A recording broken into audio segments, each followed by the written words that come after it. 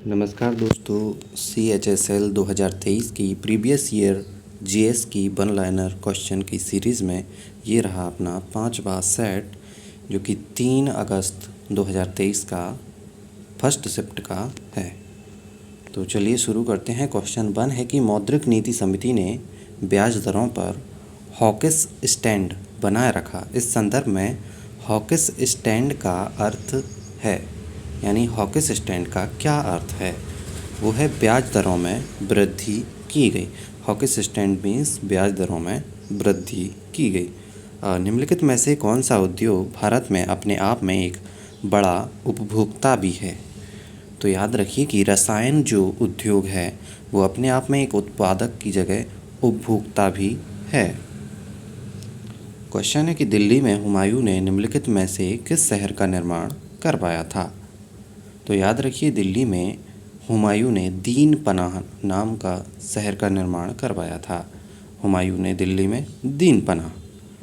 Question number 4 है कि सुतापा तालुकदार किस भारतीय शास्त्रीय नृत्य शैली से संबंधित हैं? तो ये बिल्कुल रट लीजिए इसको कि सुतापा तालुकदार ओडिसी शास्त्रीय नृत्य शैली से संबंधित हैं। सुतापा तालुकदार ओडिसी। क्वेश्चन है कि 4F कक्षक में उपस्थित एक इलेक्ट्रॉन के लिए 4 क्वांटम संख्याएं कौन सी हैं? तो ये 4 क्वांटम संख्याएं होती हैं n बराबर 4, I बराबर 3, m बराबर +1, s बराबर +1/2। ये 4F कक्षक की 4 क्वांटम संख्याएं होती हैं n, l, m, s। ठीक है। क्वेश्चन है कि भारत 2023 तायो युआन तीरंदाजी एशिया कप स्टेज फर्स्ट विश्व रैंकिंग टूर्नामेंट में कितने पदकों के साथ पदक तालिका में शीर्ष पर रहा है? तो यह 2023 का तीरंदाजी एशिया कप स्टेज पर विश्व रैंकिंग टूर्नामेंट में भारत 10 पदकों के साथ पदक तालिका में शीर्ष पर रहा है, यानी 10 पदक जो है तीरंदाजी एशिया कप स्टेज फर्स्ट 2023 का इसमें जीते हैं। क्वेश्चन नंबर 7 है कि निम्नलिखित में से कौन सा रोग एक संक्रमित मादा फ्लेबोटामाइन बालू मक्खी के काटने से फैलता है, जिसमें अनियमित ज्वर, वजन घटने तथा प्लीहा और यकृत के आकार में वृद्धि जैसे लक्षण दिखाई देते हैं? तो यह है आंत का लीशमैनियासिस या कालाजार उन्मूलन। क्या नाम है रोग का? कि आंत का लीशमैनियासिस या कालाजार उन्मूलन, वाइसरल लीशमैनियासिस। ओके। उसके बाद है कि भारत में किस संस्था ने स्वयं सहायता समूहों के सभी सदस्यों के डिजिटलीकरण के लिए प्रोजेक्ट ई शक्ति लॉन्च किया है? मैंने किया था। तो ये किसने किया था? नाबार्ड ने किया था। नाबार्ड एक संस्था है जो कि ऐसे उपक्रम चलाती रहती है। स्वयं सहायता समूह के लिए डिजिटलीकरण के लिए प्रोजेक्ट ई शक्ति किसका था? नाबार्ड का। क्वेश्चन नंबर 9 है कि भारतीय संविधान का राजनीतिक भाग मुख्यतः किस संविधान से लिया गया है? तो राजनीतिक भाग की बात की जाए तो यह ब्रिटिश संविधान से लिया गया है, हमारे भारतीय संविधान का। ओके। उसके बाद है भारतीय राष्ट्रीय कांग्रेस की स्थापना किस वर्ष हुई थी? तो ये तो आप याद कर ही लीजिए, 1885 में भारतीय राष्ट्रीय कांग्रेस की स्थापना हुई थी। कब? 1885। क्वेश्चन है कि आणविक सूत्र C3H4O वाले उस रासायनिक यौगिक का नाम क्या है जिसका उपयोग मुख्यतः एक्रेलिक अम्ल और एक्रेलेट एस्टर के उत्पादन के लिए किया जाता है? यानी कि यहाँ पर जो सूत्र दिया है C3H4O का नाम है एक्रोलीन, जिसका उपयोग किया जाता है एक्रेलिक अम्ल और एक्रिलेट एस्टर के उत्पादन के लिए।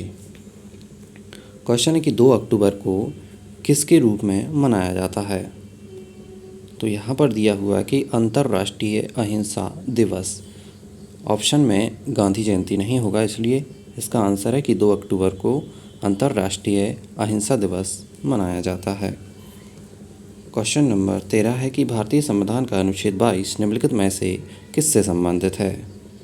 तो अनुच्छेद 22 जो है निवारक नज़रबंदी से संबंधित है। किससे? निवारक नज़रबंदी। क्वेश्चन है कि हरित क्रांति के दूसरे चरण के संबंध में इनमें से कौन सा कथन सही है? तो हरित क्रांति का दूसरा चरण जो है इसमें 1980 के दशक की अवधि शामिल की गई थी। कौन सी? 1980 के दशक की अवधि शामिल की गई थी हरित क्रांति के दूसरे चरण में। क्वेश्चन नंबर 15 है कि इंडियन मिनरल्स ईयरबुक 2020 के अनुसार भारत में मैंगनीज का सर्वाधिक उत्पादन किस राज्य में होता है? तो याद रखिए कि मैंगनीज का सर्वाधिक उत्पादन मध्य प्रदेश राज्य में होता है। क्वेश्चन है कि स्पेन की कौन सी फुटबॉल टीम बर्नब्यू में अपने घरेलू खेल खेलती है? तो यह स्पेन की टीम है रियल मैड्रिड। याद रखिए स्पेन की टीम है रियल मैड्रिड है और फुटबॉल की टीम है यह, ठीक है, जो कि बर्नब्यू में अपने घरेलू खेलती है। क्वेश्चन नंबर 17 है कि रविशंकर निम्नलिखित में से किस वाद्ययंत्र के लिए प्रसिद्ध हैं? सितार वाद्ययंत्र के लिए रविशंकर प्रसिद्ध हैं। रविशंकर सितार। क्वेश्चन है कि चाली, झुमरा, नादुभंगी किस भारतीय शास्त्रीय नृत्य शैली से संबंधित हैं? तो ये बिल्कुल रट ही लीजिए कि यह सत्रिया से संबंधित हैं। चाली, झुमरा, नादुभंगी किससे? सत्रिया से। क्वेश्चन नंबर 19 की 2022 में IWF में स्वर्ण पदक जीतने वाले भारत के पहले भारोत्तोलक गुरु नायडू सेनापति किस राज्य से हैं? गुरु नायडू सेनापति यह है आंध्र प्रदेश राज्य से, जो कि IWF 2022 में स्वर्ण पदक जीत चुके हैं। गुरु नायडू सेनापति आंध्र प्रदेश। क्वेश्चन 20 है कि भारत की जनगणना 2011 के अनुसार भारत के किस राज्य की महिला साक्षरता दर सर्वाधिक है? तो यह है केरल की। केरल साक्षरता में टॉप पर ऑलरेडी है। तो महिला साक्षरता दर कहाँ पर है? केरल में। क्वेश्चन 21 है कि सरकार ने 1037.90 करोड़ के बजट के साथ वित्त वर्ष, कौन सा वित्त वर्ष है, तक 5 साल के लिए नव भारत साक्षरता कार्यक्रम NILP नामक एक नया कार्यक्रम शुरू किया है। तो यह किस वित्त वर्ष में किया गया था? तो यह किया गया है 2022-23 से 2026-27 तक के लिए। ओके। क्वेश्चन है कि किसी व्यक्ति के 10 रुपये का सिक्का रखने के लिए तैयार होने के पीछे का क्या कारण है? इसका कारण है कि इसका मूल्य जारी करने वाले प्राधिकरण द्वारा समर्थित होता है।